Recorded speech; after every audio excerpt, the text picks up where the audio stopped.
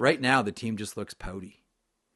It just looks like a. Now I always catch myself too. Like Rangers are a big city club. Maple Leafs, Flyers, Habs, like Chicago. Like these are big teams. Is it just because of who they are that everything seems to get magnified, and we're going through all of their games pixel by pixel by pixel, not inch by inch by inch? Do you believe that? No, the vibes are off. They've been off since the beginning of the season.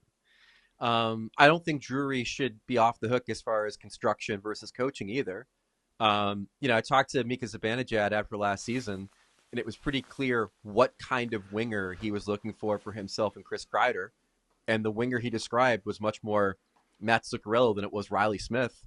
And in the time that Riley Smith has played with those two guys, which has not been, all that frequent this year, but it was at the beginning of the year, they got cratered in possession. It got cratered as far as defense goes. So, there was that. There was the inability to trade Kreider and repurpose that Trouba rather, and repurpose that cap space.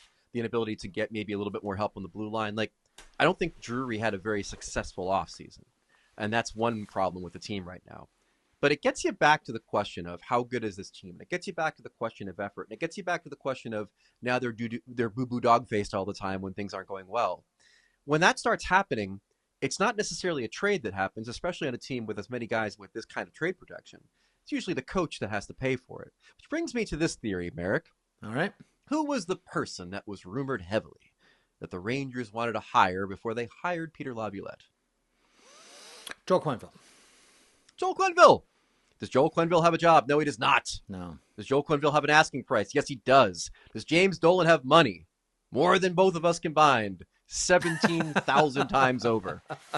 Yeah. I don't know nothing about nothing. What I do know is that Stan Bowman was hired by the Edmonton Oilers, breaking the glass on one of these Blackhawks getting another job in the NHL once the NHL cleared for them to return. And that they wanted Quenneville before. If you believe the team is good enough and it's a matter of effort, there's clearly something going on with your veteran core and the current coach, a current coach who, by the way, has a reputation of getting the most out of his team in like the first year he's there. Wonder why. Maybe they make a change. I don't know if they should, but I do think that the possibility is there, and I do think that the guy that they would hire is probably Quenneville, don't you? Well, he's very much out there, and I don't disagree with that. I know that in most situations, like, look, Laviolette is in the second year of a 3-year deal that pays him, I think it's $5 or maybe just under $5 million a year. And I know that James Dolan has a tree in the backyard and there's money on it. He can pull some off and hand it to Peter Laviolette and welcome some in with someone like Joel Quenneville. I've always been sort of the mind that I shouldn't say I've always been of the mind. I've wondered if the landing spot for Quenneville could be Detroit if/when they decide to make a move behind the bench. The Red Wings have only made one in-season coaching dismissal in the Ilitch family history, and that was Harry Neal after 30 games. It's only happened once. Like, the Ilitches don't do this. Now, mind you, they've had some legends behind there that have been there for like 10 years and not going to get punted. But like Stan Harry Bowman, Harry Neal, well, they've got a couple of years. But hang on. I'll say one thing about that. Was a tough act to follow. Okay. But I've always wondered if the ultimate play this year for Quenneville is going to Detroit, but if the Rangers job pops up, like, what's the one thing that Joel Quenneville is looking for right now? Because I don't think he's just looking for any job. Like, let's say I'm just going to pull a team out of the hat here. Let's say Anaheim becomes available. I don't know that that's warm to Quenneville, because I think what's warm to Quenneville at this point in his career is legacy. And that's wrapped up in wins. Like, I think Quenneville wants to go somewhere where he can win. And Detroit's he's not real out of range of catching. That's Scotty what Bowman. That's what I'm saying. Yeah, like at this point, range. At this point, like, his plaque at the Hall, I think he wants it to say winningest coach ever. Like, that's what we're talking about. His plaque at here. the Hall is going to say a lot, Marek. It's going to be a lengthy. It's going to be a lengthy one. Long with how much we got to talk about him if he gets into the Hall of Fame. Look, I don't disagree with you. I checked in on Quenneville a couple weeks ago when I did a coach's hot seat thing, and I had someone in the coaching community tell me, look, there's a couple of issues with him in Detroit. Okay, there's the asking price, which I don't know if the Ilitch family wants to meet necessarily. There is the legacy part of it, like you said, where you expect him to want to go to a team that he assumes is going to have a good degree of regular season success over the next several seasons, and then hopefully some postseason success.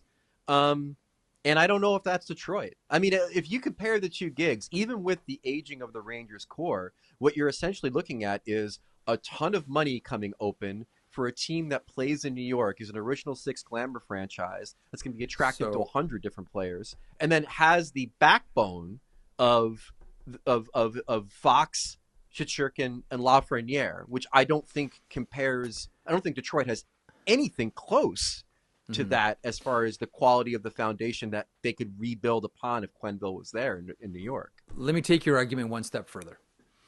There is always, Quenneville's talked about this before. He's mentioned this to a number of people. When he interviews for a job, Quenneville asks one question.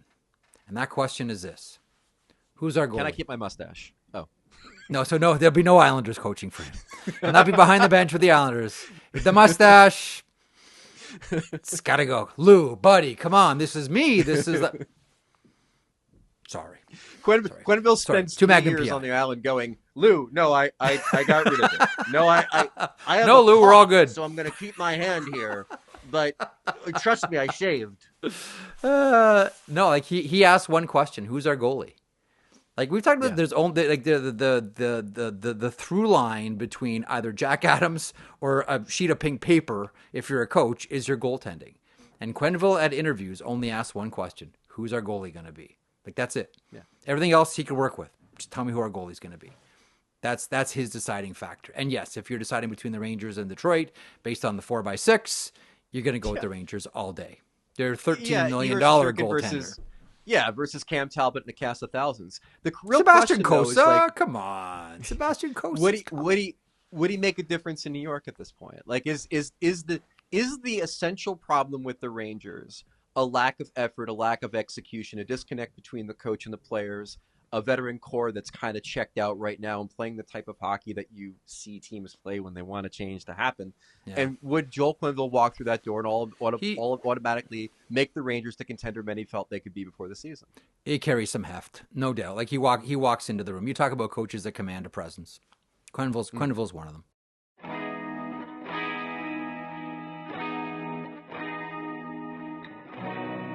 If you enjoyed that video, and we certainly hope that you do, please hit the subscribe button right there here at Daily Faceoff. I will put this lineup up against any hockey lineup anywhere. It all gets underway at 9 o'clock Eastern with Morning Cup of Hockey. That is Johnny Lazarus. That is Colby Cohen. Then at noon, it's DFO Live. And then 3 o'clock Eastern, The Sheet. Get caught up on everything in hockey.